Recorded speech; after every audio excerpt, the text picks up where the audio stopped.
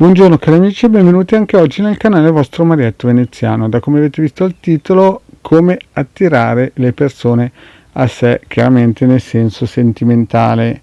E qui parto subito con la pillola, ma prima vi chiedo di iscrivervi al canale di Legare Marietto Veneziano, di venirci a trovare nei nostri gruppi Facebook e di iscrivervi al canale di Telegram Arcieri Bertoldini. Qui sotto in descrizione vedete i link. Bene, parliamo un po' di questo titolo roboante, che fa un grande effetto, come attirare a sé le persone. E ho preso spunto a questo titolo perché sono andato casualmente su un canale di una persona molto famosa tempo fa, ho guardato questo titolo, ho guardato il video e i consigli di questo guru della comunicazione, che effettivamente alcune volte imbrocca dei bellissimi video, mi hanno fatto un po' riflettere anche sul tipo del suo auditorio tramite il canale YouTube in questo caso qua, no?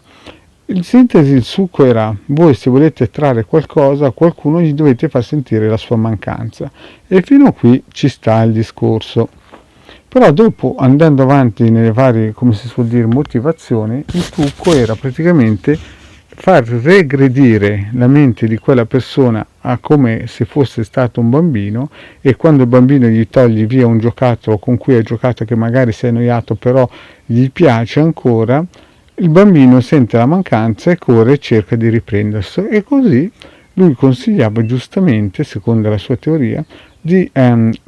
atteggiarsi come pietra preziosa con un soggetto in cui noi siamo interessati. In altre parole, cercargli di far sentire la nostra mancanza, facendogli regredire la sua mente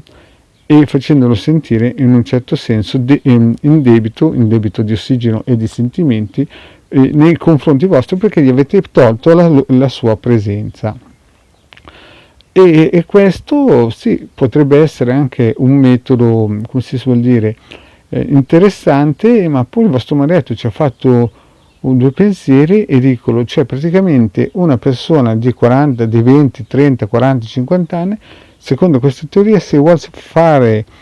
come si suol dire, interessare l'altro, dovrebbe fargli sentire la sua mancanza, facendogli regredire il suo modo di pensare, stereotipato, come un bambino, in modo che lui a livello cerebrale si sente in debito perché gli manca questo giocattolo che in questo caso qui non è nient'altro che una persona che dovrebbe condividere la tua vita per l'eternità. Anche il vostro Marietto ha fatto 1+1 ed è rimasto un po' spezzato, perché il vostro Marietto predica l'anima gemella. E mi sono posto la domanda: ma è il metodo più facile di trovare l'anima gemella questo? Certamente è un metodo per trovare una persona con cui si vuole condividere del tempo per giocare e scherzare, sicuramente questo lo vedo bene, ma un metodo così, spendere tempo, energie, pensieri per cercare di catturare una persona che non è l'anima gemella per poi perdere tempo, mi sembra un grande Luna Park mentale, in cui le persone si fanno dei grandi film cercando di giocare a scacchi con l'altra persona e di, in un certo senso, fagocitarla. Mi sembra un discorso un po' narcisistico, che fondamentalmente mira solamente a dribblare i muri cognitivi che l'altra persona ha, che magari potrebbero essere anche giusti, ma però non sempre, io presumo, siano messi e fatti in modo corretto, perché queste tecniche le usa praticamente non solamente le persone magari che sanno che l'altra persona è un'anima gemella, ma anche i predatori che ci sono in giro. Il vostro Marietto invece vi ha sempre consigliato di attivare i circuiti radionici e i sistemi operativi, non i sistemi operativi, e i sistemi